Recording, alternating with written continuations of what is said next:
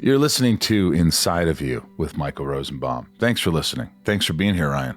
Thanks for having me. Yeah, I have to have you. No, you don't. I couldn't do it without you. You could do this all on your lonesome. No way. It'd be boring as shit. You had fun. It's nice to have you here. I'm fun? Yeah, I think you're fun. Thanks. Yeah, I don't like to be alone. I think you know that about me. I think that's the main thing. Yeah, I don't like to be alone. No. Do you? I could be alone, yeah. All right, well, fine. I could do this. I could be alone. I think what we're saying is I should do this on Why don't we my own, switch around? Yeah, I'll just do this. And then you can just hang out. I think that works. Guys, thank you so much for listening to the podcast today. If you enjoy it today, if you're here for Alan Ritchson and you enjoy it, I hope you'll write a review. You'll follow us on our handles, which are at Inside of You Podcast on Twitter and Instagram, at Inside of You Pod on the Facebook. At Inside of You Podcast on Facebook. Oh, Instagram and Facebook is at Inside of You Podcast and at Inside of You Pod on the Twitter. And write a review and listen. You can watch it on YouTube. I hope you're with us. I hope you listen to us weekly and not just for, intermittently. You want people to listen to you and hopefully like the interviews that you're bringing. Yes. You know what I mean? I know what you mean. I'm a little slow this morning. A little slow.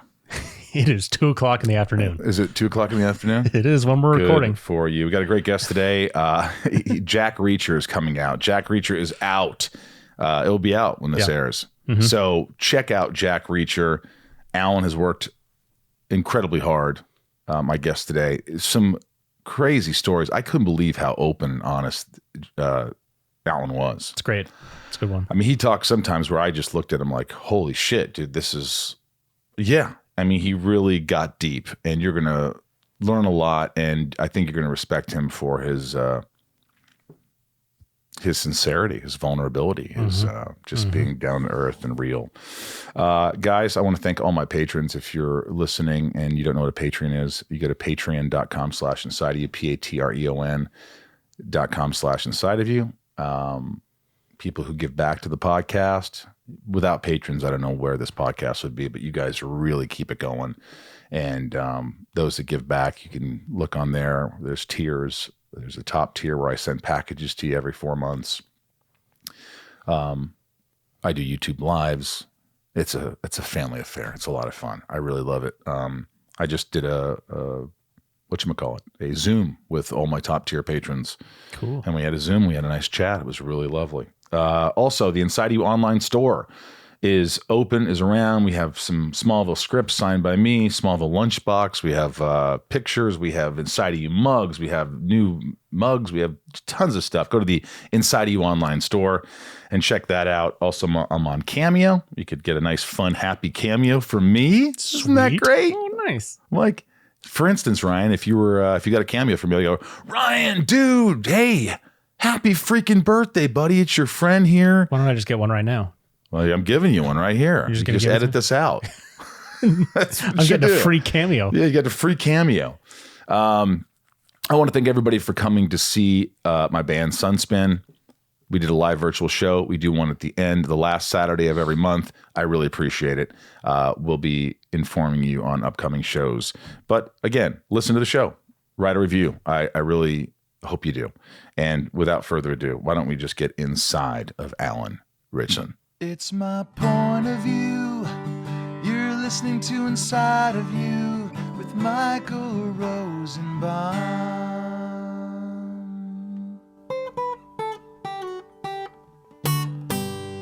Inside of You with Michael Rosenbaum was not recorded in front of a live studio audience. I mean, you're doing a lot of press right now. Jack Reacher is a huge show. It's going to be a huge show on Amazon. Well, we hope. You hope people watch it. Yeah, I hope. Yeah, I hope that 200 million people that have read the books, want to watch the show. I think they're probably going to give it a shot. I think the movie was a big success. They got to be intrigued. Yeah, I think so. I mean, and it's good. It's faithful, man. It's very faithfully adapted. For those that don't know, I play Reacher on the TV series. It was a film. It's also there's 7 books. Are there 27 books, really? Yeah, a lot of books. Yeah. Holy shit, how do they write that much about Jack Reacher? What's so interesting about Jack Reacher? Have you read the books? I'm not a big reader. Rosenbaum. Have you read the books, Ryan? I'm not a Jack reader, no. Guys, not a Jack reader. this is like the second highest selling book of all time. Do you read Harry Potter? Have you ever read the Harry Potter books? I did read some Harry Potters. Of course you did, you nerd. I'm a bit of a nerd. What a I read 2 of them. I read the first one and the second one. Unbelievable. Yeah, I'm more into nonfiction, but Right. But for watching a television program, Like self-help books? yeah, well, sure. I'm trying to work on myself nowadays. I do the same thing. Do you? You know, on your Instagrams, you're very open, very personable, and welcoming. And I really appreciate that. You're very humble. Like I see your Instagram lives that you do that. What inspired you to do that? And what are you doing? Yeah, that's a good question. Thanks for that, by the way. Yeah. You know, I had, I guess, like an early midlife crisis. Really? And yeah, sure. Because how old are you? I've been very open about it. I'm 39 now. You're 39. Yeah. How old are you? I'm 49. How old are you? 33. Oh, a baby. What an infant. Take your diaper off and change it. Yeah. Change his diaper right now. Yeah. But wow, so you had a midlife crisis. I think I'm having one of those now in the past 4 years. Yeah. In what way? Just overwhelmed, anxious, had a little bout of depression, had a little, there's a lot of things that just kind of escalated. So depression though, this is something I dealt with for the first time. And you know, I have an understanding of what I think I personally, this is not like I'm not a scientist here, you know, I think I understand where depression comes from. Talk about it. But what is it for you? I'm just curious where you think. I think it's these I think, you know, they always say the past is depression and the future is anxiety. When you're thinking into the future, you're thinking anxiety, and you're thinking into the past is sort of depression. I think with me is when I get anxious or when I'm in pain, I almost feel a sense of I'm not whole, I'm not complete, I'm not perfect, I'm not all these things, and it gives me anxiety thinking, how do I get back to normalcy? And what is normalcy? And well, when I was 30s, I could, and I think in my 20s and 30s, I could deal with high levels of stress and get through it because I was young and everything was, you know, I was more, I don't know if I was more athletic, but I was just younger. And then at a certain level, the same stresses were there, but my body wasn't taking it in like it did. It wasn't, it was kind of wrecking me. Right. So, you know, I'm like, why am I always fucking tired? My friend Tom's like, because you're fucking 49, dude. I'm like, no, that's not it. I'm always tired, though. People are like, are you okay? You look a little tired. I'm like, fuck you. I hate when people do that. I hate when people say you look tired. Especially for somebody like myself who's, you know, I regenerate alone. Like that's when I'm, you know, I can go, you know, people see like the characters that I do, they're so high energy. Right. But when I'm by myself, I'm not like, you know, I'm like doing mountains of blow off the coffee table. You know, I'm retreating into myself, into my thoughts. And so people see that and they think that kind of isolation is like, there's something wrong with you. Right. It drives me crazy as a performer. People expect you to sort of be on. And if you're not, there's something wrong with you. That's exactly right. And I feel like that's, you and I are, we share that people always think of me as hyper or, you know, always on and being funny. And the second that I'm not, something's wrong with me. Right. And, you know, I've had to deal with that my whole life. But also when I think when you talk about depression can, you know, really be the past. It could be things that have like sort of happened in your childhood, things that have happened that you haven't addressed. Certain trauma. So everybody has their demons and,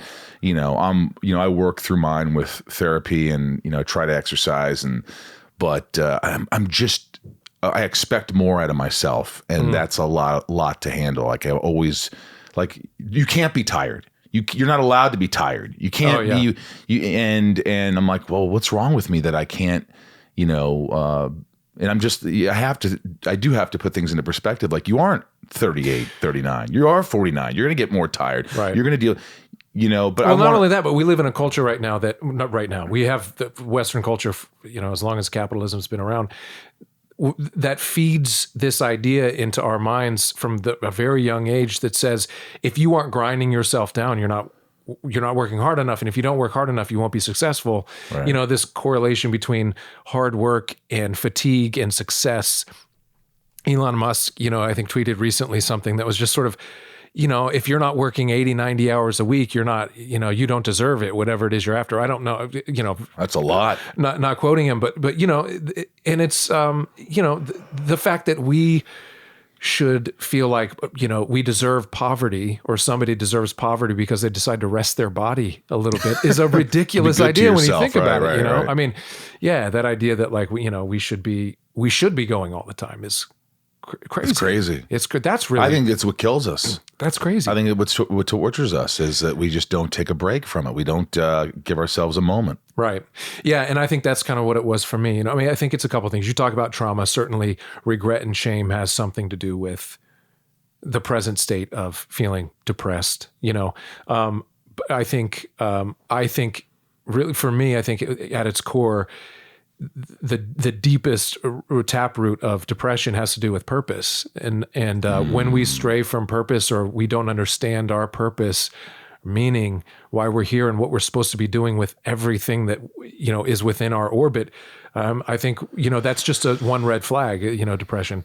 But also like from a very realistic standpoint, a scientific standpoint, brain incoherency is a very real thing that nobody really talks about. What is that?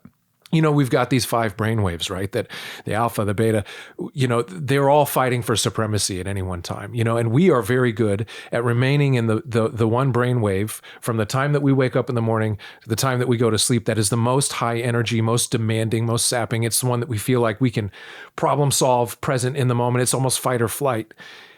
But that's not how we were made to exist. That's something that we should be able to tap into and then turn that gear off, Right. Switch the transmission a little bit. And we're better in a brainwave state that's more calm and reflective and meditative. And we find that our high creative, the most creative versions of ourself is usually expressed in that brainwave state, which we have to force ourselves into. Especially with all the noise that we have in culture. And how do we do that? Through meditation, prayer, So surfing. things that they just don't really embed in your not psyche at all, but this is not up. slowing down and meditating is not part of the conversation. That's not part of the successful equation. If if there's a formula for success today, like like I was just saying, it's not slowing down and thinking or finding ways to just move. There's these adult swing sets that are being built that are just about creating a motion for your brain that actually can help trigger a response with your brainwaves that are, Really? Yeah. Like surfing is also, but there's certain ways to create a flow for your brain that actually put it in a certain state, But that when we're in this frenetic brain energy that's taxing, all the time, and the body really wants to be somewhere else, that incoherency is detrimental to our spirit, our body, Right. all that.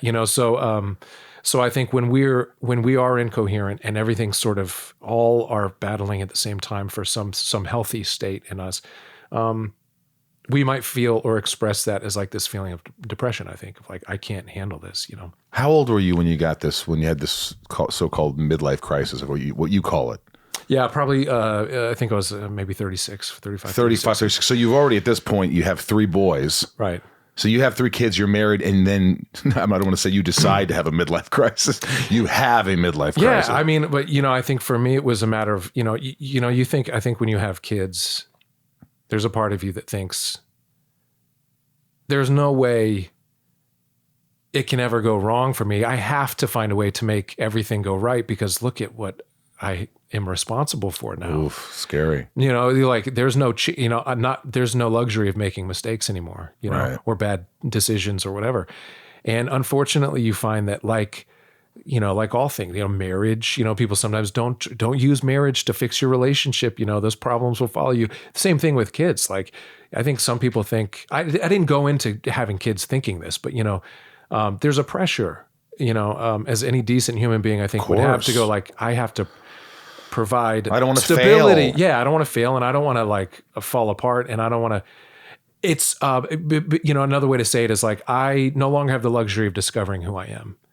I have to just know that moment, this instant. Now I'm a father.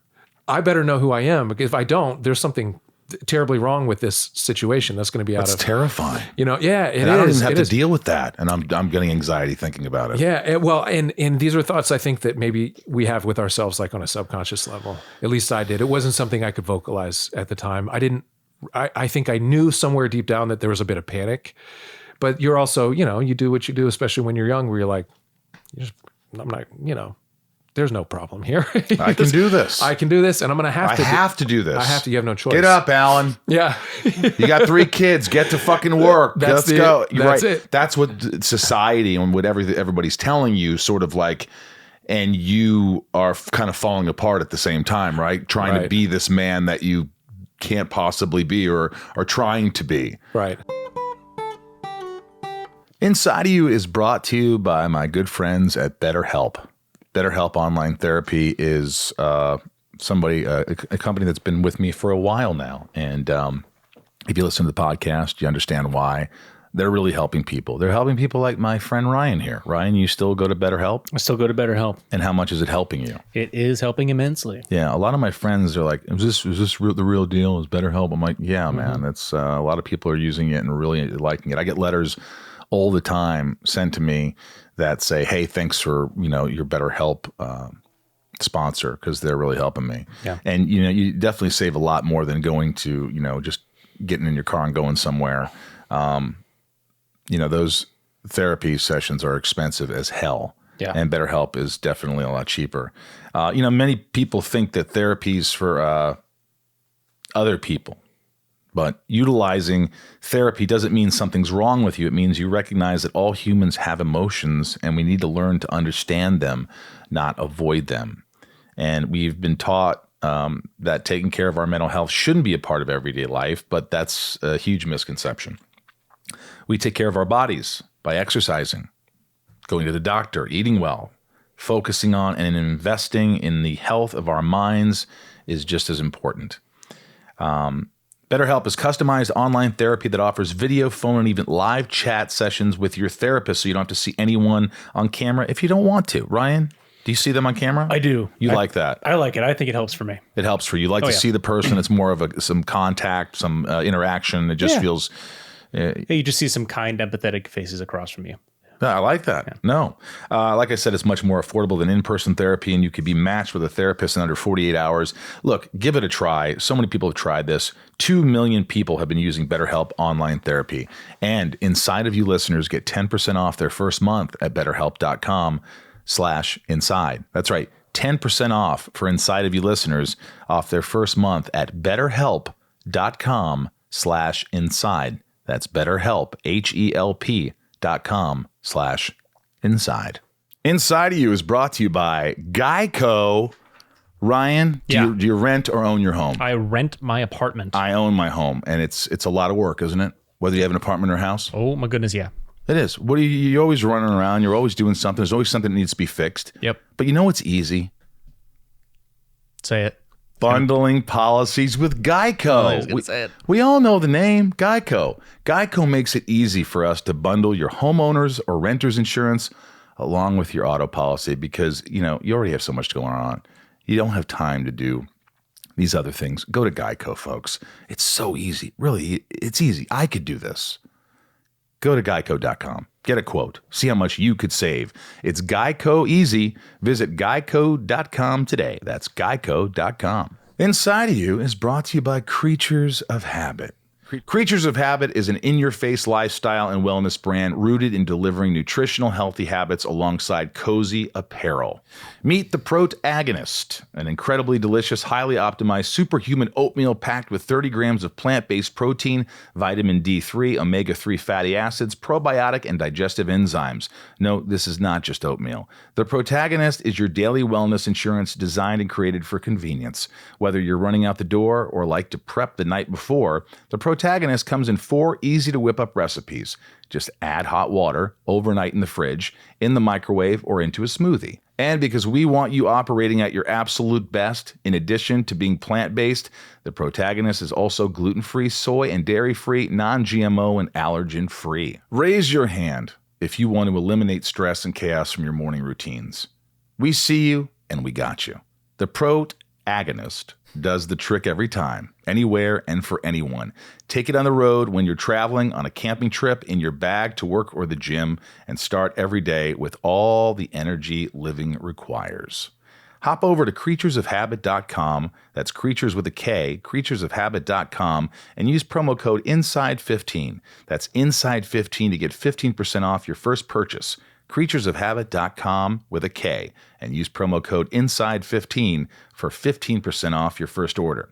Remember, we are a direct outcome of our daily habits. Some habits will break you, some will make you. Creatures of Habit is here to support you on the journey of making greatness a bigger part of your life. So do you feel like there's the pressure of you're trying to be the best dad, trying to be the best husband, trying to do all these things, and that's what part of it was? Yes, and then trying to reconcile that with reality, which, there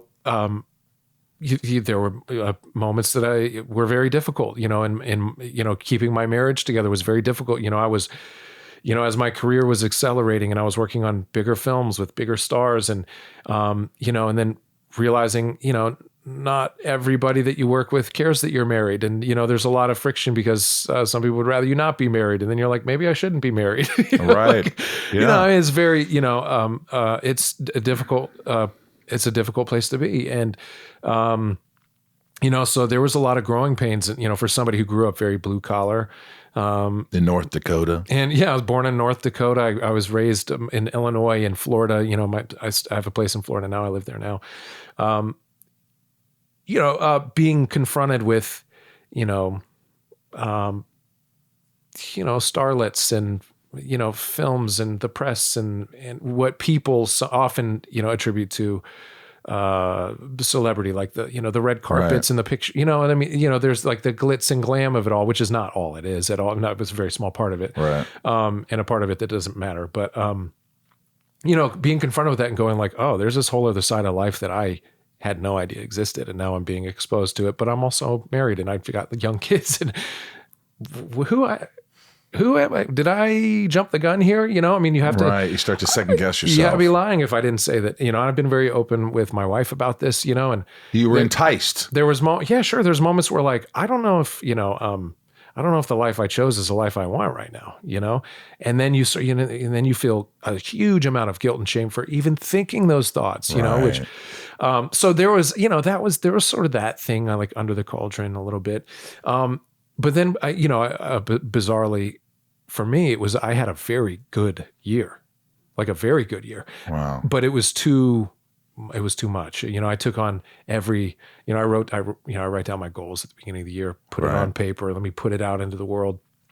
I want to direct a film. I want to sell this script. I want to sell a manuscript for a book. I want to do, and everything that I ticked every box. You were making it happen. Yeah, dude, it was a good year. And, reap the rewards from that financially, and, but servicing all those monsters that I was creating was becoming too much. And so I had to force myself into this brainwave state for 9 months. I like made myself manic to deal with this, so I've got identity issues Still of dealing with that. Sure. I mean, Sure. Not like that I was talking about it every day, but just knowing that there's something behind the veil there that's like, I'm not sure who I am or what my purpose is here in my marriage or in my life or career. And then I'm manic for far longer than I should be to service all these masters. And then I had the straw that I think broke the camel's back was I had a business partner who I had done everything right for. I had honored faithfully all our contracts, like was doing a great job making successful business for us. You were honest. Very honest. And multiple audits by some of the biggest auditing firms to prove that, because there were like false allegations when there was retribution for me deciding to walk away. But I was confronted with a business partner who gave me an ultimatum, well into our business dealings together. Like if I didn't provide this quid pro quo relationship thing, that she was going to destroy my reputation and our businesses, because she didn't care. She had so much money anyway. And, being confronted with this sense of like, well, I know I'm not perfect and I have issues, but when you do it all right, and this is where you end up anyway, in like a long drawn out legal battle, just trying to, protect your reputation because you got somebody making these false, I mean, I had lawyers calling me up going, "You're dead meat, buddy." And I'm like, "Who is this?" And they're like, "We know that you've been buying houses with, Bitcoin, and you've been stealing money from the company, and you've been buying cars." Jesus. I'm like, "What are you talking about? Like, I've never audit me then." There's nothing worse than being innocent or not having done anything wrong and people accusing you of it. That's this a person terrible looked, feeling. This person looked at me and I said, "If you don't come up to my hotel room right now and give me what I want, I'm going to call TMZ and tell them that you sexually assaulted me, tried to rape me, and by the time by the time you clear it up, everybody will already think that you're that, like it won't matter. The damage will be done." That to my face, that threat, and I was like, "You're making a huge mistake. Like that's not. I mean, and you're feeling this. Yeah, you're dude, feeling the stress. You're feeling the anxiety. Oh yeah, dude, all that, man. So, I flew home after that conversation, and I got lawyered up, to protect myself, and thankfully, like nothing ever happened. Nothing came of it. But that coming out of that season of busyness and all that, the manic energy for far longer than we should ever have to sustain that kind of energy. This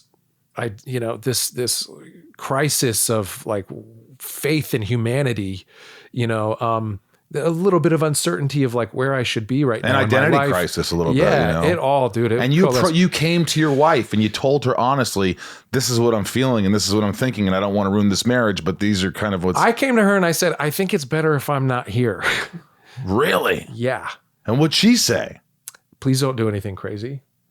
It was a very real conversation. So you were like here, meaning like if you weren't alive. Yeah. You were that bad. You were dark. It was I could not pull myself out of it, because once I got settled down back in LA, after all of it, after all the dust settled, I was like, I couldn't get up in the morning. Like, the things that you talk about with depression, like I could, only wanted to sleep all the time. It felt so foreign to me. Somebody with like this zest for life and this energy that's, this drive, this work ethic, like it's insatiable.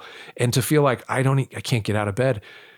I didn't understand why I would want to anyway. And then feeling like now I'm just a burden to my family, that my kids are seeing me like this. I can't let them see me like this. I'm like this shell of myself, and they see me in bed all day. It would just be better if I wasn't here. And, wow. Yeah, man. Because I know what that's like. I know it's like just waking up and going, I just want to go back to sleep. I just want to lie down. Yeah. I don't have enough energy for the day. And that's depression, huh? Yeah. And yeah. But that depression is a red flag for something much deeper, which for me was about purpose. And I didn't know. So I've been open about this. I've talked about this publicly on my little channel, trying to help people who maybe have felt like this and don't understand it, hold on just a little longer. Because if you do hold on just a little longer and you felt like this, there is hope for you. There's hope for a better day where we can remember why we're here, remember who we are, and take time to find our purpose. And sometimes that means a big shift, sometimes a little shift. For me, it still sort of fit my understanding of the world, but I needed to make a choice about who I wanted to be and what that, the consequences of that would be in my outward life, and I didn't know that at the time. I couldn't speak to that at the time, but I went up in my attic. I had a big house with, second story that I turned into movie sets. Right. And I went up in this movie set that I'd shot in. It was still such a weird thing to think about, but, and I don't know why I went up there. I just felt like the only place to do this, the best place to do this. I don't know. And I strung a green extension cord around some rafters in my set, that's like, there's no roof. It's fly walls and stuff. And I hung myself. And you hung yourself. Yeah. Yeah. And it's still hard to think about the fact that like I would do something like that to myself, especially with kids. But I now understand what it's like when people are like, I don't understand why they would kill themselves. And I'm like, I can tell you from experience, they thought they were giving the world a gift.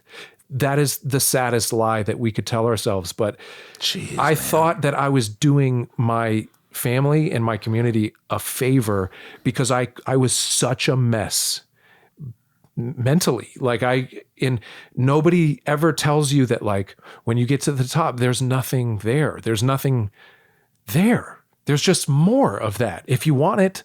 You know, I had ground and scraped and fought to make movies and to make the things that I wanted to make and to sell books and sell scripts. And I was doing all those things. And then I get there and I'm like a broken shell of myself with this relationship that threatened to sort of like truly like wreck my life. And I had done nothing to deserve that.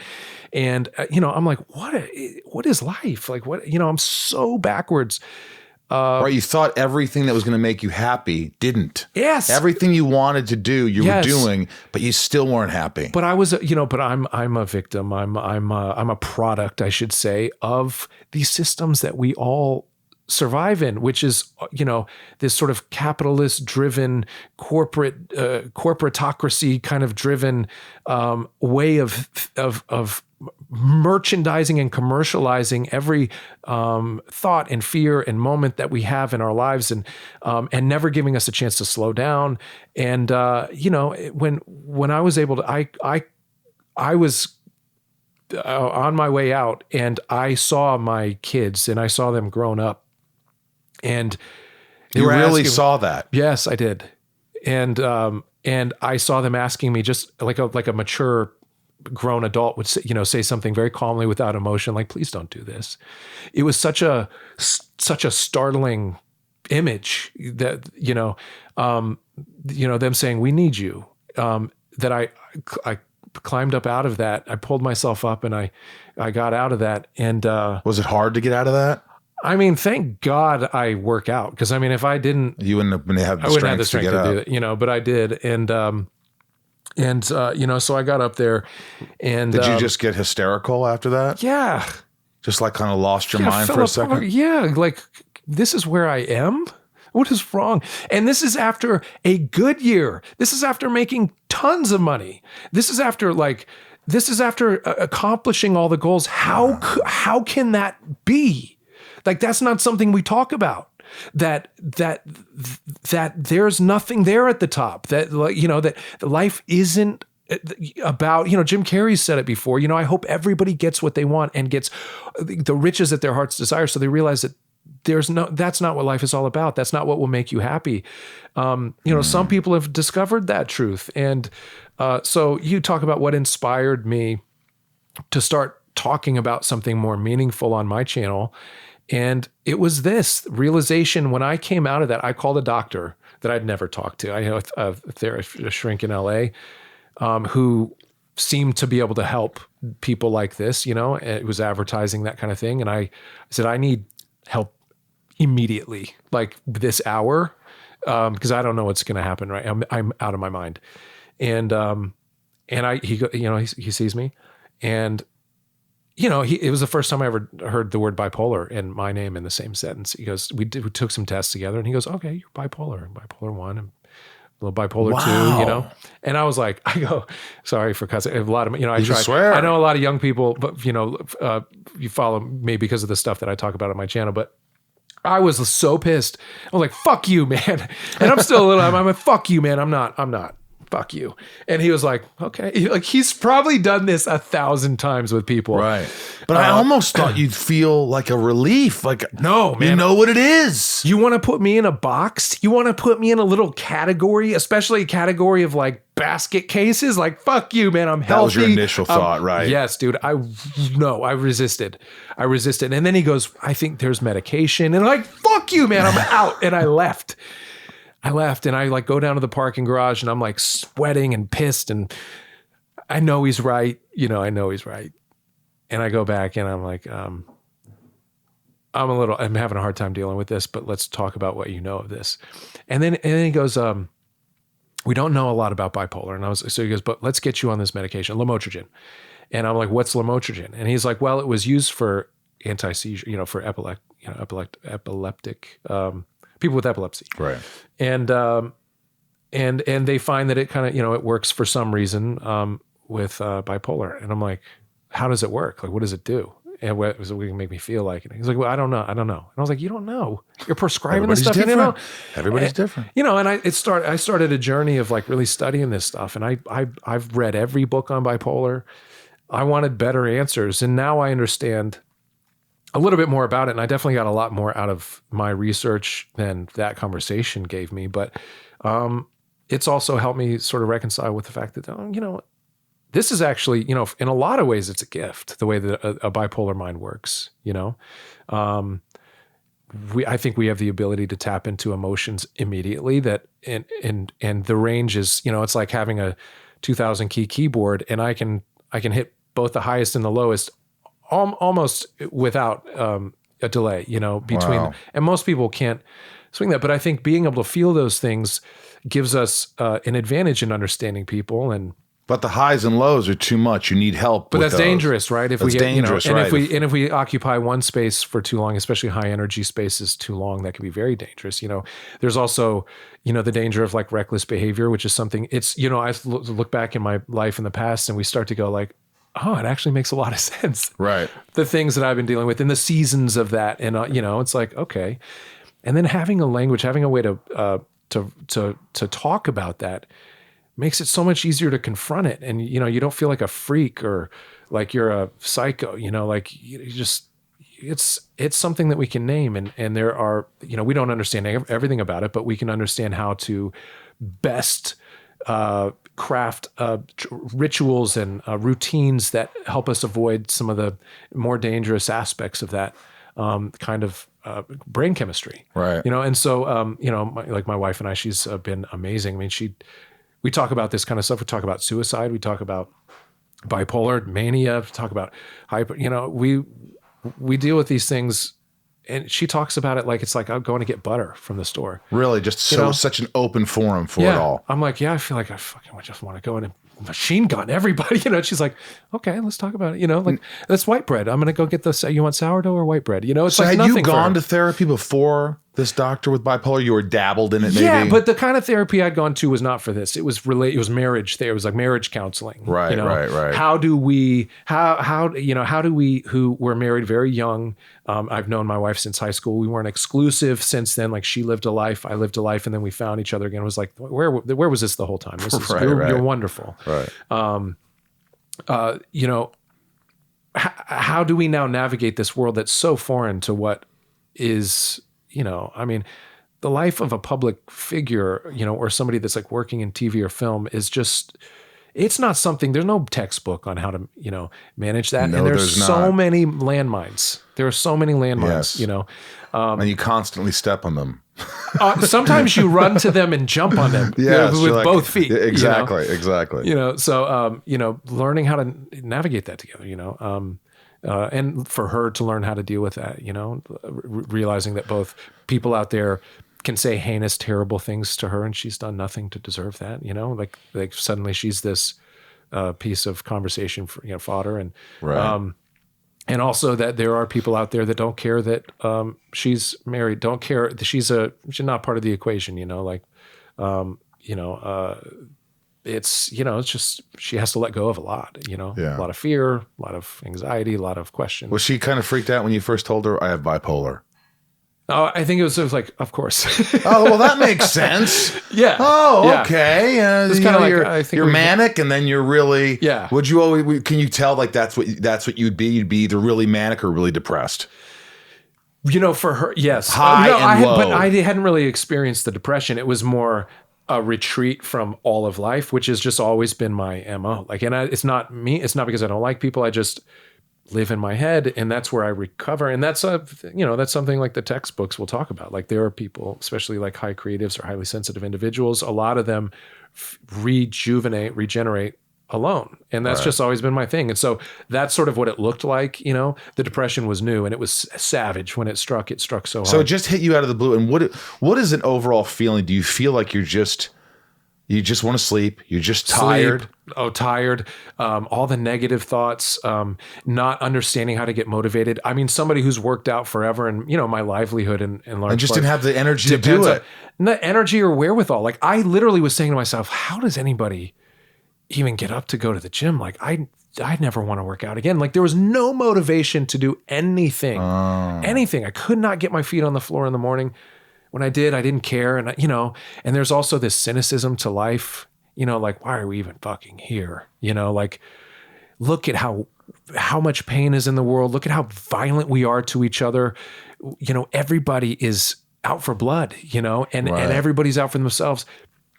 it's a tough thing to reconcile. And so at the end of the day, finding routines and rituals, even something as simple as like making tea at night, it's like something so kind of serene and meditative that it helps pull my brain out of this like feisty place that it lives 24/7. And you're doing medication. You are on medication. Yeah. And that really has changed your life?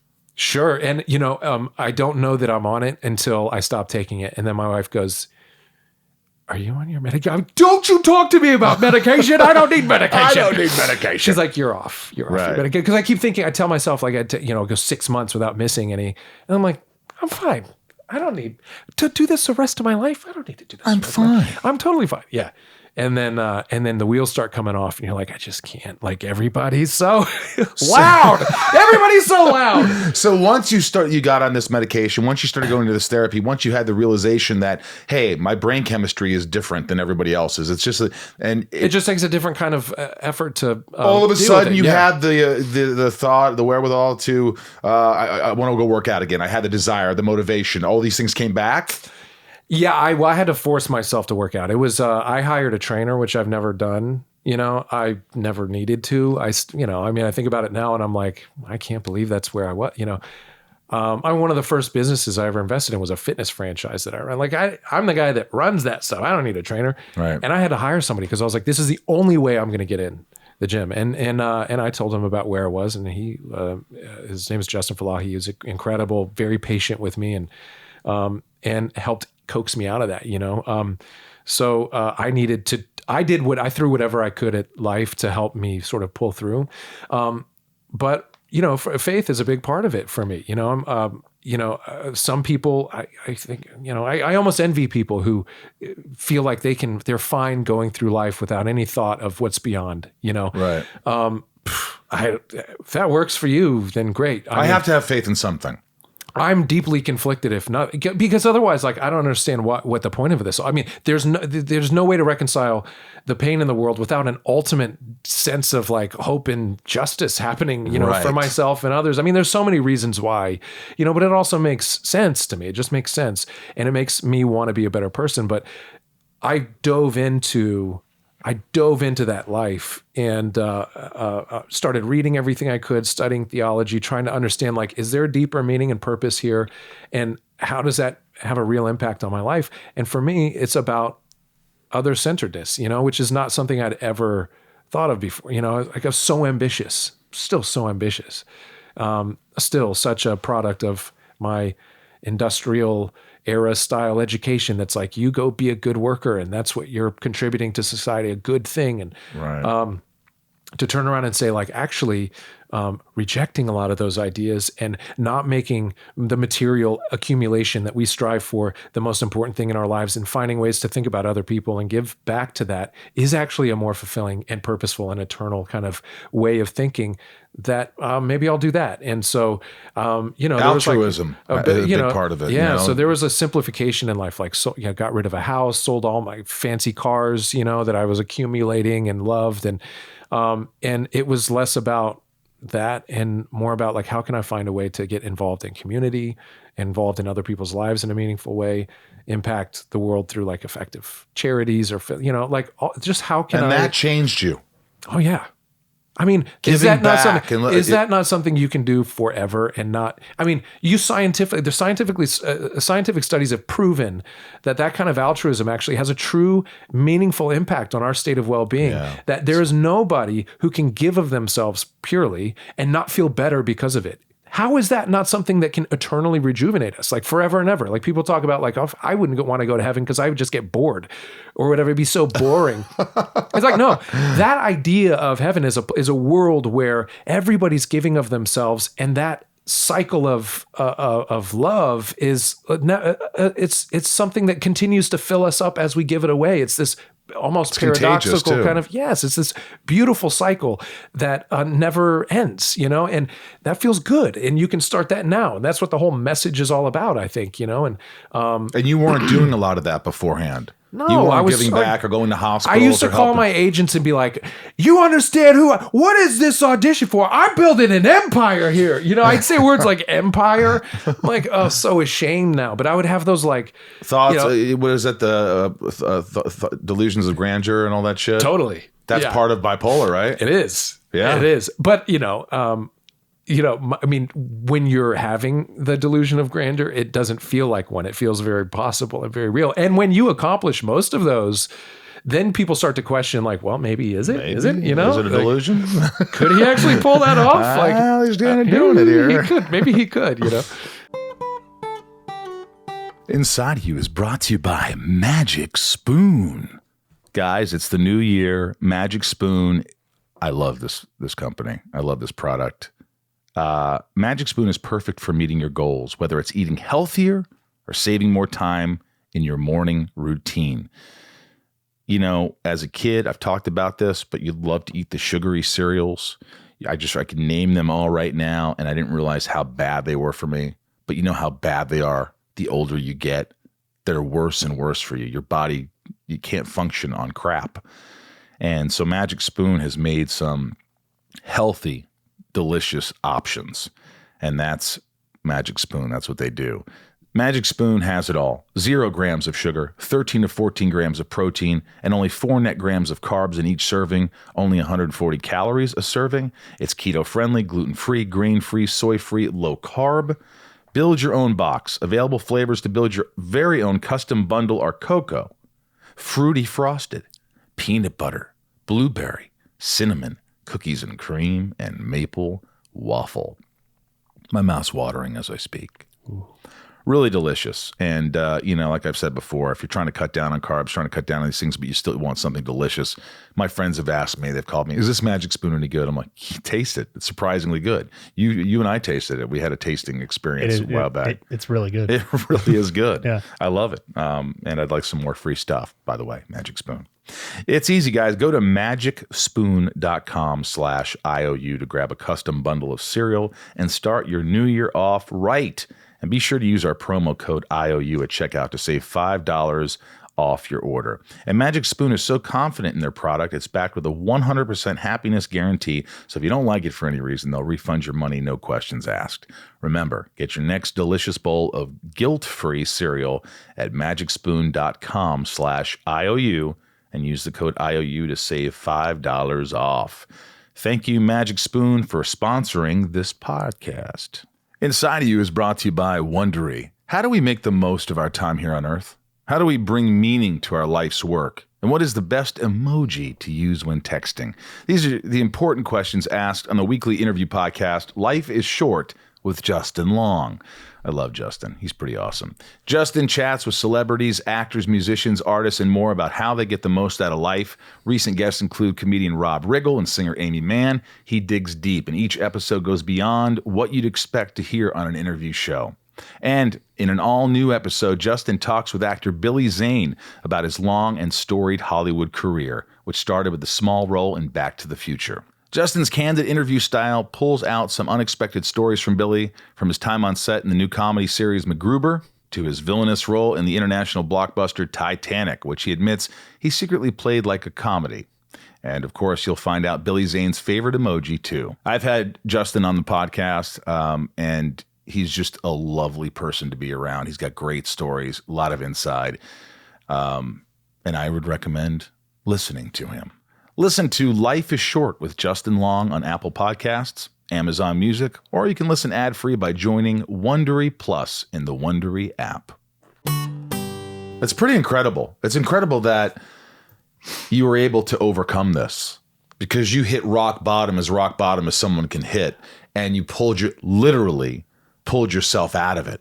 Well, I would say am overcoming this. I mean, it's sort of like yes. AA style, right? Like I don't think I'm ever through it, And honestly, like if there's anything that still tortures me, the past tortures me, and not being able to modify it at all. But the other thing would be reconciling the fact that like there's possibly a lot of years left to continue on a path that is, that is fulfilling, and like it seems daunting at times. It seems daunting to think like, oh, I haven't overcome that. That's still very much a possibility or a part of me. I have to continue to overcome it day by day, taking those steps. There's thousands of them left in front of me, Sure. possibly, it's that sometimes is overwhelming, Well, what's overwhelming as well, what could be daunting is taking on a role like Jack Reacher. I mean, to get back into that a little bit. I mean, that's a big, it's Tom Cruise, big time movie, blockbuster, and then they're doing a series. How many auditions did you go on? How many times did you meet with these producers for this role?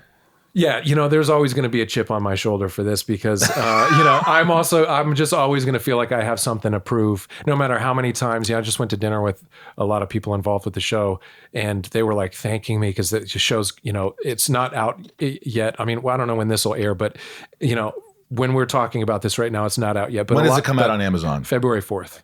So it's being seen by some people, media, industry insiders, test audience, and it's like everybody loves it.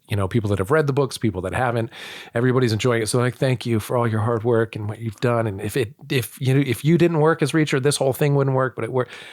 And I think back to my time during the process. They passed on me the first time, and they passed on everybody the first time. But I put a tape together.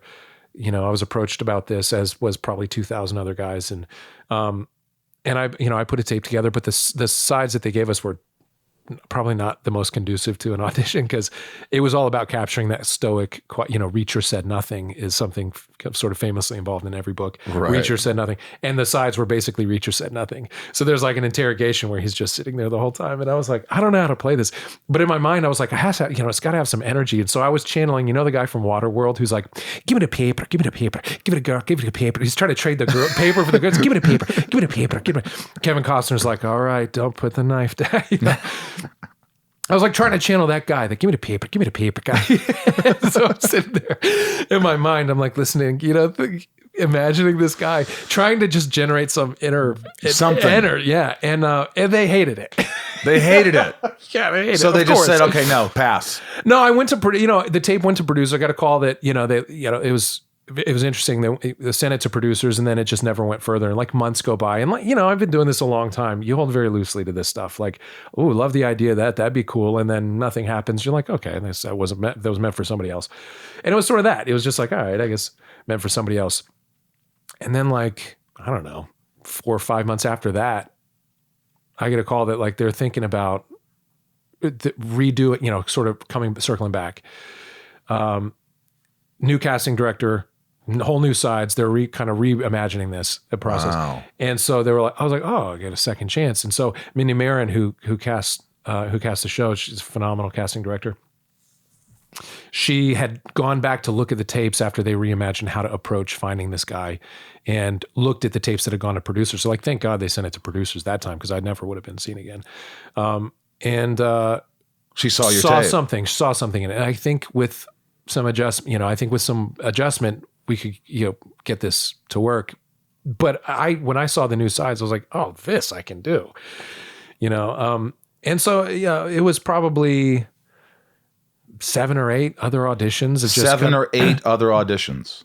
There are so many cooks in the kitchen in a good way, not in a bad. I mean, there's so many people who have a vested interest in delivering something that works to the fans, as they should. A lot of people taking this very seriously and want to make sure that they get it right. And, I only owe Mr. Cruise a debt of gratitude for the visibility that he's brought to this role. But there are people who comment on the fact that he's not exactly the size that Reacher should be. And that's a large character in this. It's its own kind of character in this. Because you're a bigger guy than Cruise. And that's true. But, suffice it to say that he also still carried those franchises into the hundreds of millions of dollars without that. So that's a testament to him and his talent and craft. And right. He's incredible. But a lot of fans weren't happy. And so, there's obviously probably a level of anxiety from the executives going we don't want to mess this up again. And so there's a lot of that energy coming at these auditions, sort of a little bit of trepidation, and it kept going, but it was just well, now we want you to read for, the Amazon exec, the Skydance exec, this exec, that exec. Were you getting meeting frustrated? people along the way? No, not at all. It was like, okay, as long as this is happening, as long as this conversation is happening, like, then this is still good, and it's just another opportunity for me to win somebody over. This is the job, I mean, you know how it is. Like, I think as soon as you get cynical, there was a point in my life where I was like very cynical. I came off a comedy and I felt like, I mean, they should be throwing rolls at me. Like, look what I just did on the show that nobody saw. Delusions of grandeur. And I was like frustrated that, like, there weren't just like 50 film offers, It was, and I got very bitter for a little bit until I had this perspective shift, through the loss of a role. But, so it just, I was up for it. I was up for it as long as it was working, and it was, but it took a lot of educating Amazon on who I am. And then there was also a lot of questions about height, because this is during the pandemic. So we can't do this stuff in person. And in fact, they flew me out once to test in person. And I get to the hotel in LA, and they're like, they're going to have to take a blood sample. This is like before, the swabs that we have now. And they're like, they're going to have to take a blood sample. And I was like, blood sample? I'm like, this is serious. Like, this is what kind of world are we really got to bleed for your craft these days? Yes. I guess that's the world. And I was fine with it. I was like, all right, that's fine. And then I'm like, all right, they're talking to lawyers about it, seeing, how that whole thing works. And I guess eventually they got cold feet about taking blood to secure a test audition. And so I went back and we did it over Zoom. But, I wasn't seeing these people in person. And that's a big part of this, knowing you can feel somebody's energy and their presence and see their size. Sure. And that, so they actually had me measure myself on tape, like head to toe. And I couldn't do it. So I had my kids on a step stool, and they're up there like measuring, like, strip down to your shorts and bare feet, show us exactly where that tape is. We want to see how big you are. They saw you without a shirt on and all that stuff. Yeah. So there was it was a lot of that. It was a big process of like all and this you stuff. were in really good shape at this time. Well, I was, I walk around at like, if I'm not working out, I run a lot, and I walk around at like 205, which is like still big for a lot of people. Right. 205, I thought you'd be bigger than that. Well, I am now. Oh, you are? Yeah, I'm 235 now. Oh, okay. Yeah, I was like, Jesus Christ. Yeah, that's I'm 185. I'm like, you're a lot bigger than I am. Yeah. I put on about 30 pounds for this, but I wasn't at the time, I wasn't that big. But I'm just a large guy, guy. I'm a large man. It was just, anyway, but it just, it was a process, and they were convinced that, I guess I was the right guy. So there was a lot of apprehension when the executives, producers started showing up in prep when I was actually there, because I was like, now they're going to see me in person for the first time. I hope I'm big enough. And you were. And thank God, yeah, didn't get fired. Here's a serious question. Yeah. How demanding was the shoot? That's a good question. I mean, you filmed this entire 10-episode series. You did 10 episodes for this Amazon series, Jack Reacher, which comes out February 4th. The demand on your body and your mind. I mean, you just talked about in your mid-30s overcoming, deep depression and figuring out you have bipolar, getting on meds, getting healthier, finding purpose. You book this part. I guess it's the right time because you're now on the up. What are you going through? That's a good question. I think, and also for anybody watching who maybe is struggling with a lot of that stuff, bringing all that stuff to the light can only help. I feel like we live in a world where it's, I'm trying to destigmatize, normalize these conversations. So we could let's just get it all. Let's talk about it. It can only help to talk about it. But I had an assistant on the show, and she's well aware of all of that, and so it was like, help me pay attention to you, because it's hard for me to see those changes, how am I doing mentally, and she's like, if you need to slow down, like, let's just slow down at any time. Of course I never said I needed to, but you should have, but you can't, that's, there's like, yeah. So the toughest thing, I don't ever want to complain about. I have nothing to complain about. I live a privileged life, and I've always, I'm living the dream that I've worked for, you know, I mean, it's a dream come true. You know, what I do for a living, I enjoy. It challenges me. It holds my interest. Nothing else can do. You know, I get bored easily. So I love what I do. I don't want to complain, but it was the most challenging shoot I've ever had to endure. And it just about killed me. Really? And I did. Yes. And I mean that.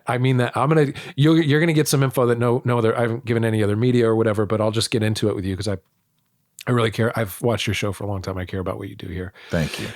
So I think it's also important for people to know this stuff that I now know. While I'm going through the show, they asked me right out of the gate before we start shooting, they said, are you okay shooting 7 days a week? I'm like, 7 days a week? I'm like, how's it? Is that even legal? Where's my union? That's exactly what I was like. Yeah. Guys, is that allowed? Like, and they're like, yeah, you know, we'll figure it out.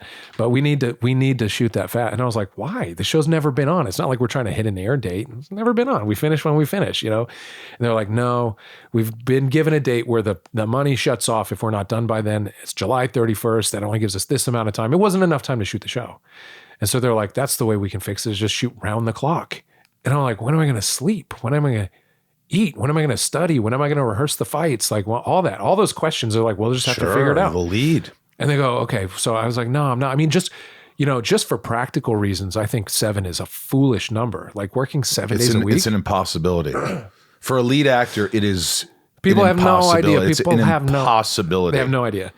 And I was like, but I also like, I don't really think I should be working on Sundays, you know, for a lot of reasons. Let's just say no. Like, right. I just say no. And they're like, all right, well, there's a couple we'll have to have you. And I was like, I don't know, man. And they're like, but it'll be 6 days a week then. And I was like, all right. Like 6 days is a lot. That's still a lot, you know, but I was like, all right. My last contract, I was lucky enough to go weekends off. No 6 days a week. Every other Friday off. Oh. And it was a comedy. And it was man. It was just a life. Were a dream. Yeah. It was a dream. But like, I couldn't imagine working every day as the lead actor. I'd fall apart. I'm too old. Yeah. And I felt that. Yeah, I felt that. And so I was like, all right, you know, I'm a team player. I guess if that's what we got to do, that's what we got to do. I don't understand it, but okay. And they were like, you know, the way that they solved that problem, because the crews can't work 6 days a week. They can't do that. So they get their 5 days. So what we ended up doing was they were shooting something basically 7 days a week. And I was on 6 of those days, but I was swinging both crews. So I would even leave the first crew on like a Tuesday when I'm like, normally, my one scene for the day is done. Actually, I only have one scene today. Holy cow. And they're like, actually, we packed in the second. You're actually going to go shoot some stuff with the second crew today. So it was like never ending. And if there was a day that was naturally like 1 or 2 scenes, that was filled. There was no time. I was doing stunt fight training in parking lots of sets that we were working in, like between takes. Like, okay, get back out to the thing. We got to learn the stairwell fight or whatever. I'm like, all right. And I come back into the scene all sweaty. Boy. The makeup artist like, what are you doing? Why are you sweaty? We've got to blow dry his hair. You know, we're shooting here. And like, you don't look anything like you did on the other side. I'm like, I'm sorry. I was fist fighting in the parking lot. It was nuts, man. I was like, talk about like finding a place to calm that brainwave down. I mean, there was not. When did you hit a wall? It was when I started getting injured. And I started to vocalize about halfway through. I think this is too much. Like even for me, who I can push myself through, like I only need like 2 more months of this, but I'm falling apart. Like I can't do it. I'm sleeping 3 hours a night. Even on nights when I could get 6 or 7 hours of sleep, I would wake up at 3 hours. It was like my body was whacked. We were shooting night shoots because I was 6 days. Usually your night shoots are Friday night. And then you get home at like 6 a.m. on Saturday and you have Saturday night to sleep and then Sunday night into like a 5 a.m. call on Monday. Right. Usually you start back on days on Monday. We were shooting 6 days though, so I would actually go home at like 6 or 7 in the morning on Sunday morning, and then I'm back into my 5 a.m.s on Monday. That doesn't work. Like when does it? No, I was out of my mind. So I started getting injured, and we bring these doctors in, and I'm like, just get me through the shoot, whatever it takes. And so they give me these super powerful NSAIDs that are ibuprofen on steroids. Right? Not opiates or painkillers or anything. This is like, I'm thinking, this is great. This takes. And I'm like, I can't lift my arm, and I'm like, major issues with my shoulder. I tore an oblique. I was like, you were working hard. There was a scene where I can see this in the show. I'll tell you, I'll tell you this now. I guess I'll ruin it for you. But there's a scene where I'm in a prison and I have to eat a sandwich, and I was having trouble breathing. Like I couldn't get enough oxygen, and I know what it is now, and there's a medical diagnosis now that I'm getting fixed, but I was suffocating just living, right? And so then I do the fights and I was like, ugh, I'm dying, So I'm eating a sandwich. Like how easy is that? And I felt like I was going to pass out. I could not breathe and and the food was in the way. So I was like, and so you can see, if you watch the scene closely, I'm trying to deliver my lines and breathe at the same time. And it sounds like I just ran a marathon. Like I'm 500 pounds. I'm like, I was dying. All those NSAIDs that they were giving me killed testosterone. I had no testosterone in my body. I got a blood panel later. After I got back, I had surgery on my shoulder to fix whatever was going on there because it was broken from that shoot. And the reason everything was tearing was because there's no oxygen getting to my muscles because there was no hemoglobin. Testosterone helps form hemoglobin in the body. Hemoglobin is what brings oxygen to your cells. I literally was suffocating to death because of all the powerful pain meds that were helping me get through those fights. I thought I was helping myself push through and I was doing a lot of damage. No sleep. All the physicality, no rest, and then all those pain medications lowering my testosterone to nothing. I was dying. You can hear it in some of the scenes. It's crazy. That's crazy. And people don't know the kind of drain that it had, the kind of what you put your body through to survive that kind of stuff. But this was intense. So what you're saying is, if this is a huge hit, which I hope it will be, then there'll be some adjustments for the next season. That was already agreed upon. Yeah. Oh, well, there you go. Yeah. I told her, I was like, guys, I can't do this again. And like, if you think we're going to do this for 7, 8, 10 years, however many books we want to do, which I want to do them all, this is unsustainable, and they're like, we agree. It was just this arbitrary date one time. Now that we know what it takes to get this done, we'll never do this to you again. If you finish the season the way that you have, we promise never to do it again. And I was like, deal. And did you think that you weren't going to be able to make it through?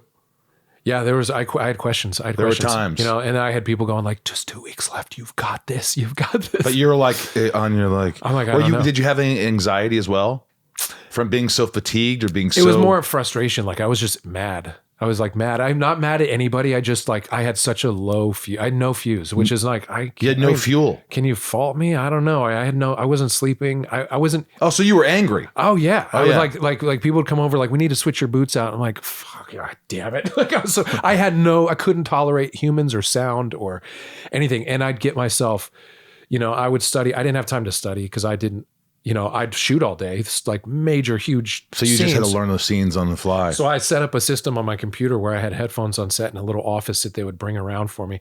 And between takes, I'd learn next episode's side, scenes, and so I'd go do like a 5-page monologue. And then in the in between takes, I'm learning like a 5-page monologue from the next episode. So it was like this never ending. You had big monologues? Oh, dude. For a Reacher said nothing, this guy talks a lot. For a guy that has nothing to say. I was like, guys, can we just have a narrator? Can we have me narrate like a Dexter or something? God. Like, can I just say, like, no, we need you But to now, this people listening to this are thinking, man, this must be an intense fucking action-packed series. Yeah, but then I watch it and I'm like, I don't see any of the feeling that I had in my body. Like, I don't. That's because you're rehearsing constantly. Your I fight don't see it on choreography. screen. Right. He seems laid back and cool as a cucumber on screen. So I'm like, I don't know. Hey, it worked. Maybe I'm just a baby. I don't know. But this is worth talking about. The NSAIDs, ibuprofen, and that kind of thing. Now I understand, having gotten a blood panel done and realizing it was all about low testosterone caused by the NSAIDs. Maybe there's like sort of an extreme fatigue attached to that because of the nature of our work. But ibuprofen, NSAIDs destroy your testosterone. And if men are out there feeling tired or fatigued or wondering why, it's a mood stabilizer, feeling like you have a short fuse, you don't really, you can't get motivated to go to the gym. It might be that you like me, take ibuprofen every day because you feel like got back pain or neck pain or whatever, and you don't have any testosterone. And maybe you need to get on testosterone therapy, which is super easy to do. Yeah. And, do the patch or the shot or whatever,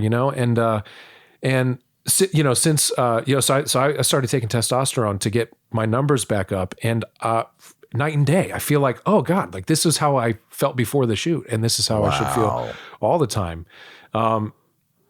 I didn't know that. I mean, did anybody ever tell you that ibuprofen will kill your testosterone? No, of course they didn't tell you that. They just want to siphon your money away, and so you take away the pain for whatever you're feeling at the time. But man, like nobody tells you this stuff. Jesus, This has been incredible because you have just opened up so much that I love when we had a guest last week that just opened up, and at the end I'm like, fuck, it's so refreshing. Oh, thanks. And so nice to see someone in the business who's doing really well talk about how hard what they've been through, right, and how to overcome it, and just really, but breaking it down, not just, because usually people look at us and they're like, oh, actors, come on, you guys get spoon fed in this, but to hear your story and to hear all these things that you went through and you're a human being, and to not realize till you're 36 that you had bipolar is just.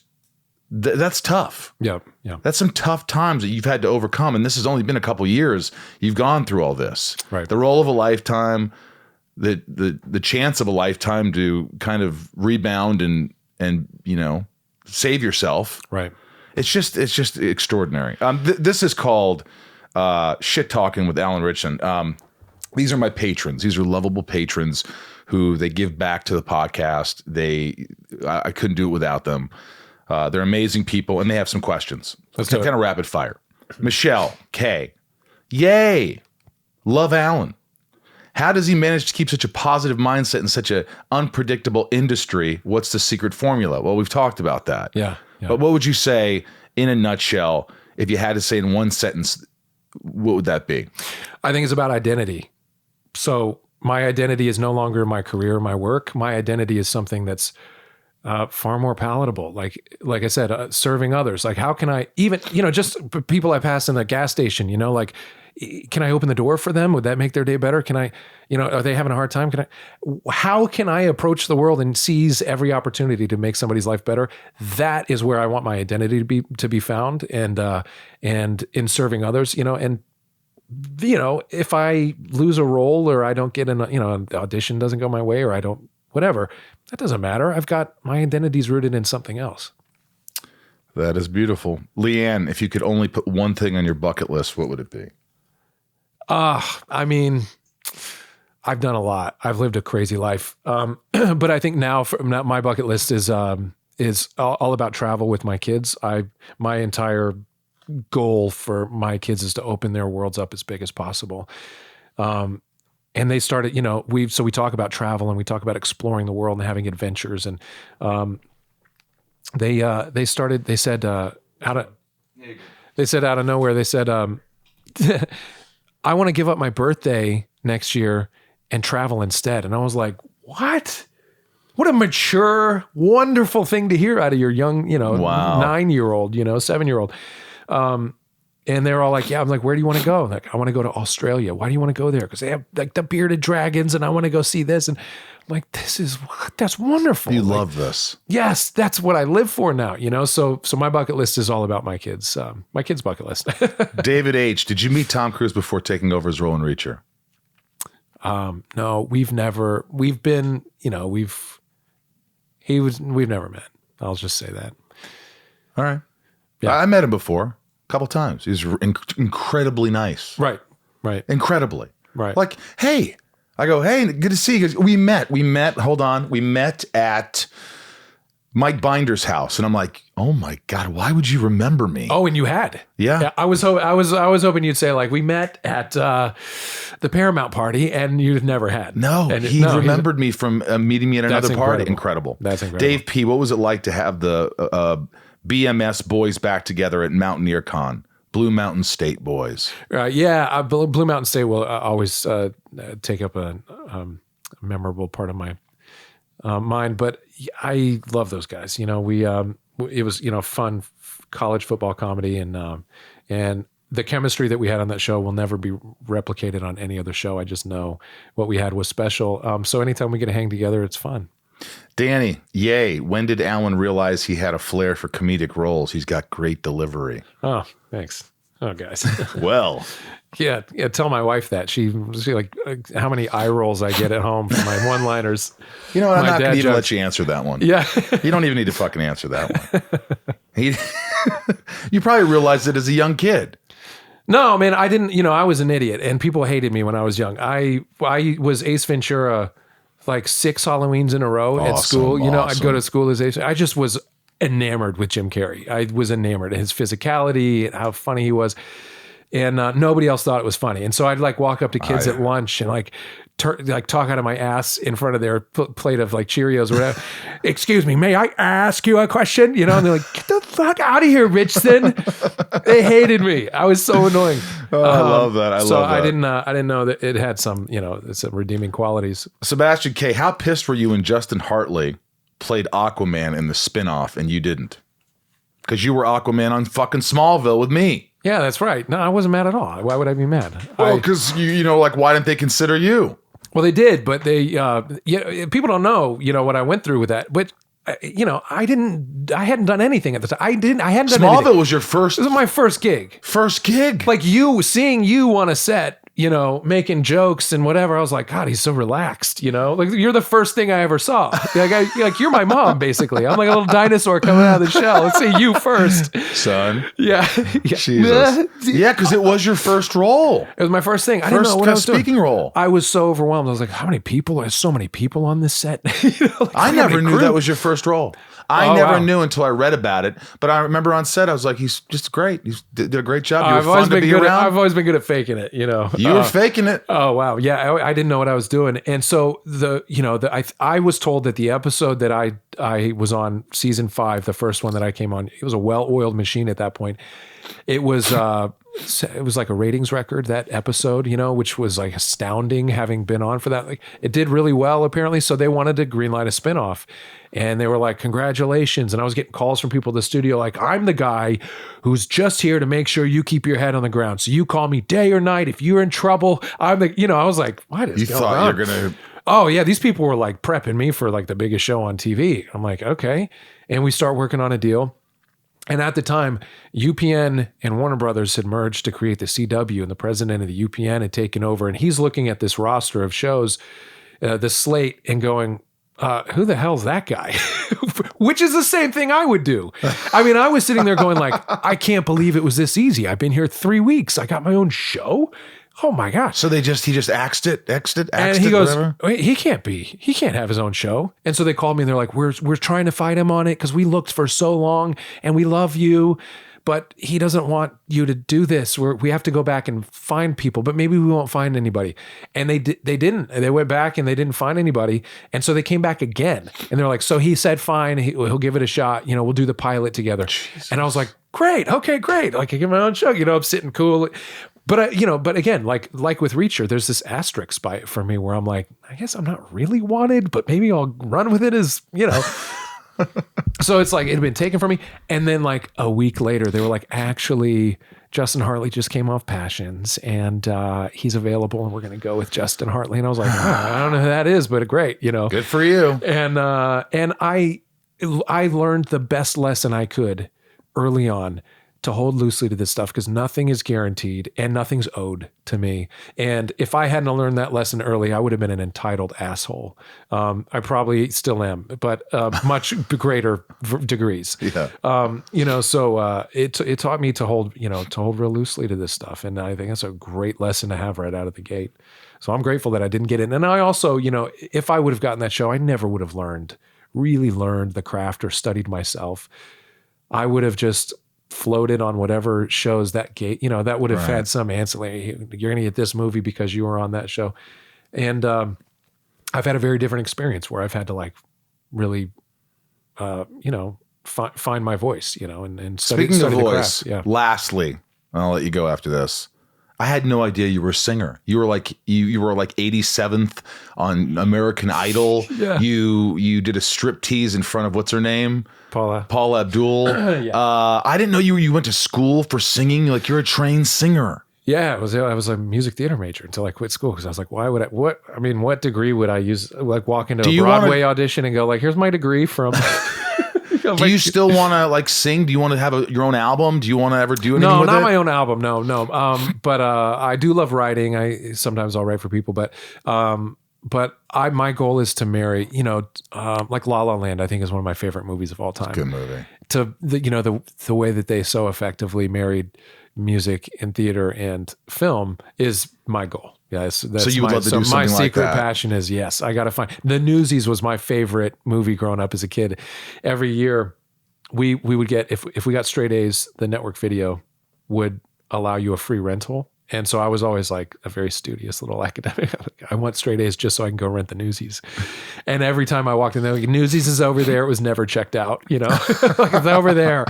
I walk with my report card. I walk out with it. I watched it 1,000,000 times on VHS when I was growing up because I thought it was just the coolest. What do you sing in the shower? What's the one song you sing?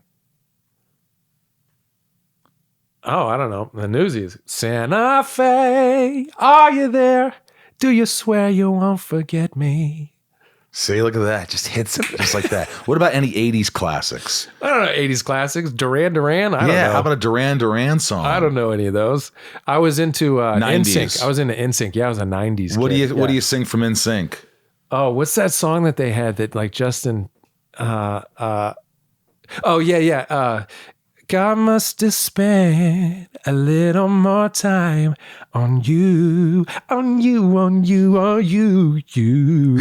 that one? Yes. Yeah, that one. I used to amazing. sing. I'd like serenade like every 6th grade girl I was interested in. I like on my knees. I started saying, "Oh, you." Yeah. Does your wife love when you sing to her? I don't sing to my wife. You don't sing to your wife? Why would I sing to my wife? I don't know, because it's kind of cute. I already bagged that one. I don't have to get on my knees and sing NSYNC. Dude, this has been a real treat. I can't express to you how much I enjoyed this. I didn't know how much I enjoyed. I know I like you. I know you're a good guy, but you just opened the hell up, and it means a lot to me. It means a lot to the people listening on this show. I know they're gonna just rave about you because you were open up. So I appreciate. And look, I wish you the best of luck with Drac Reacher. February 4th, it takes off. You guys, you don't want to miss it. There were 12 fucking books that Ryan and I didn't read one. and you were also, Ryan says you were hilarious on Brooklyn Nine-Nine, one of the funniest scenes that was he had seen, right, Ryan? I just connected the dots today, but yeah, that was, because it's so good because, there's these two characters, Hitchcock and Scully. They're these two schlubs who just sort of mainline meatball subs at the precinct, and they take naps. And but then, like season 6, they decided to do like just open with this cold open of these two hot young cops doing like an 80s cocaine bust, and you were Scully, and it was just so gratifying. Like at the end of it, you go you revealed that you were Hitchcock and Scully, but then their downfall at the end is they do a drug bust at a chicken restaurant, and they discovered chicken wings for the first time, and then like that's when it just stops. But it was just so funny. Like it was just like having watched the show. It was just such an integral part. It's like you impressed Ryan. That's not easy to do. It's for sure my favorite cold open of the entire show. The 9-9 fans are a sophisticated bunch. That's saying thank you very much. Yeah. It was so great. Good. It was worth it. Such a payoff. Dude, so good. This has been a real treat. Thanks, man. Thanks for having me. Thanks for doing this, and thanks for allowing us to come open up and hopefully connect a little bit more. Thanks for having me. When he talked about like almost ending his own life, I think about that weekly. Isn't that something how impactful that could be, that he was so forthcoming? Well, yeah, I mean, he comes in here with his muscles in his face. Beautiful guy, talented guy. And then he drops that story on you and go, holy fucking shit. Yeah, it puts a lot of things in perspective. I was just going to say that. It certainly does. You just kind of go, what brings a person to that dark place? Yep. And I've been in some dark places, and you just have to realize that there's a light at the end of the tunnel. Yeah. And hey, if you're feeling those feelings, get some help. You can get some help. Mm-hmm. And therapy, call a crisis center. Like, hey, if you're feeling that low, man, say, shit. I have a close friend who checked himself into the psychiatric ward at a hospital. He says, I'm not well. Damn. And good for him. To have the wherewithal, yeah. Yeah, you want to live. What the hell? If we're only here at one time, it's just like, it's going to be hard. It's going to be tough. Live. And to clarify, the light at the end of the tunnel, not like the light of staying alive, not the one you see when you die. Yes. Just to clarify. Yes. I think they got that. For me. Oh, for you. For me, I just wanted to say, okay, yeah. Okay, well, that makes more sense. Okay. I appreciate that. Thank you for, bringing that up. Thank you again. If you like the show today, follow us on our handles. Ryan, what are they? At Inside of You Pod on Twitter, at Inside of You Podcast on Instagram and Facebook. That is correct. And we await your messages. You could write a review on Apple, Spotify. Please write a review on Spotify. Cumulus has asked me to mention that a few times, and it really helps the podcast. So write a review on Spotify. If you're listening right now, it'll take you a minute. And follow us, and I'd love for you to join patreon.com/inside of you. If you want to give a little more to the podcast, I'll message you right after you do so, or right when I see the message. I'm on Cameo. The Inside of You online store is open. We've got great stuff there. I've talked about that. Really great podcast today. I was really impressed with Alan, and well, that's all I could say. I just was sort of taken aback a few times by his honesty. Yeah. And I thank you, Alan, for doing that. We're going to give shout outs right now to the top tier patrons. These are people who give back, like I've said a million times.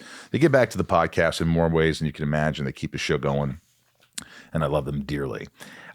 Here they are. In fact, patrons, I hope you saw the video that I put up on Patreon. I put a video up thanking everybody. It was for the 200th episode. Congratulations, Ryan. 200 episodes. Jesus. 200 fucking episodes. Wow. Yeah. Huh. 200. Huh. That's something. I didn't think I'd pass 2. I almost quit many times. And here we are. You're just kind of like, no one's listening. No one gives a shit. Let's just get out of here. And you keep me going. Here are the top patrons. Here we go. Nancy D, Leah S, Sarah V, Little Lisa, Yukiko, Jill E, Brian H, Nico P, Robert B, Jason W, Kristen K, Amelia O, Allison L, Raj C, Joshua D, CJP, Jennifer N, Stacy L. Just like that. Uh-huh. Jen S, Jamal F, Janelle B, Roger S, Kimberly E, Mike E, Eldon Supremo 99, More. Mira. Santiago M, Chad W, Leanne P, Janine R, Maya P. Maddie S, Belinda N, Chris H, Dave H. Correct. Spider-Man Chase, Sheila G, Brad D, Ray H, Tabitha T, Tom N, Liliana A, Michelle K, Talia M, Betsy D, Chad L, Rochelle, Marion. Name a TV show with Marion as the character. Happy Days. Oh. Remember Happy Days? The mom. Totally. Meg K, Dan N, Angel N, Angel M, Rhiannon C. Nice. Corey K, Super Sam, Coleman G, Dev Nexon, yes. Michelle A, Jeremy C, Cody R, Gavinator, David C, John B, Brandy L. D. Damn. Yeah. Vor, Camille S, The C, Joey M, Willie F, Christina E, Adelaide N, Omar I, Lena N, Eugene and Leah, Chris P, Nikki G. Who else we got here? A few left. Corey, Patricia, Heather L, Jake B. Is that a Jake B? Bobbit, Ed A. Abel. We said Abel, right? ABEL. Yeah, Abel. Abel F. As in Cain and Abel. Joshua B. Tony G. Sean R. And Megan T. Without the patrons, I don't know where this podcast would be. So I thank you dearly. And, thank God for our sponsors. Sponsors are here, and hopefully people respond, to a lot of these sponsors that, because what happens is they buy a spot for your show. Mm-hmm. And if they see that people are using the codes and things, then they stick around. And if not, they're like, see ya. And you can't really control that other than trying to sell the product that you believe in. Yeah. So you spend a lot of time saying, yes, I'll read endorsements for this because I believe in this company, or I believe, you know what I mean? It's not easy. It's not easy. You can't expect your listeners to always not be fast forwarding through shit, and you hope they don't. So thanks for putting up with me. Is there anything else we need to talk about?